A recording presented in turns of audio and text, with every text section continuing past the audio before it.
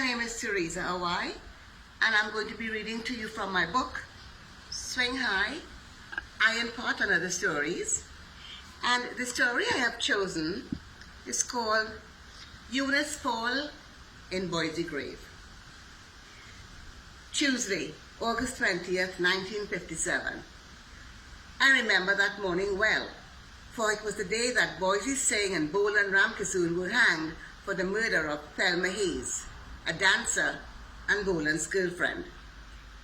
Ever since the guilty verdict was pronounced, people began planning for this day with the same fervor as the hangman. Customers came into our shop talking about it as though they were going to an excursion to the beach. That morning, housewives had gotten up early to cook and take care of domestic affairs so that they could hustle to the cemetery to get a good spot to view the event. Together with hundreds of curious people, I waited patiently for the arrival of the bodies. From the day before, I had selected my vantage point.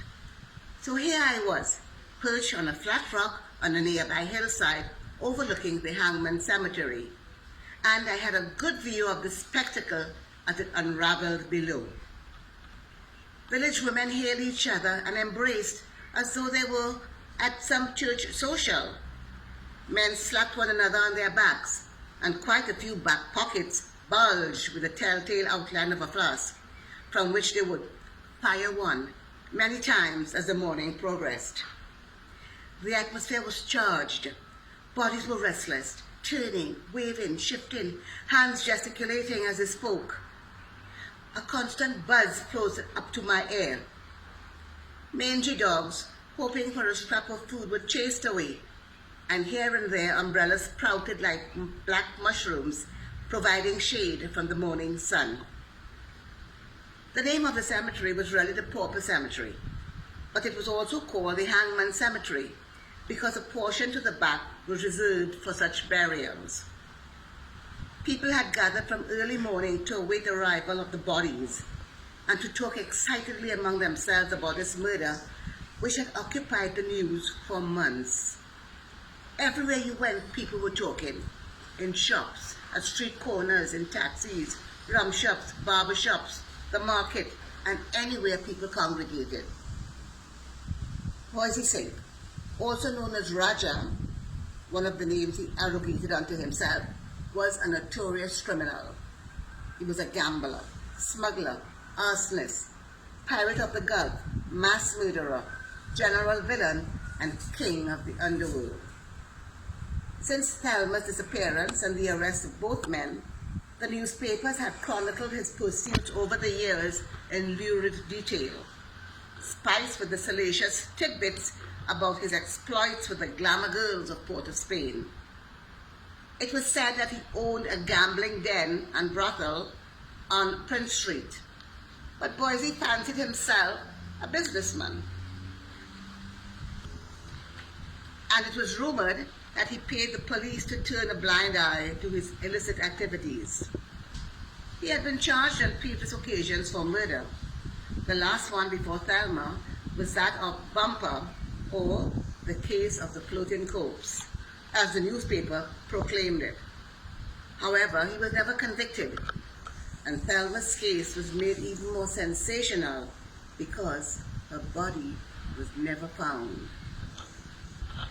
I remember the electricity that ran through the crowd when the Black Maria, that's the hearse bearing the bodies, turned off Boundary Street, now called George Cabral Street, onto the dirt road and pulled up near to the two freshly dug graves, the red earth piled high around them.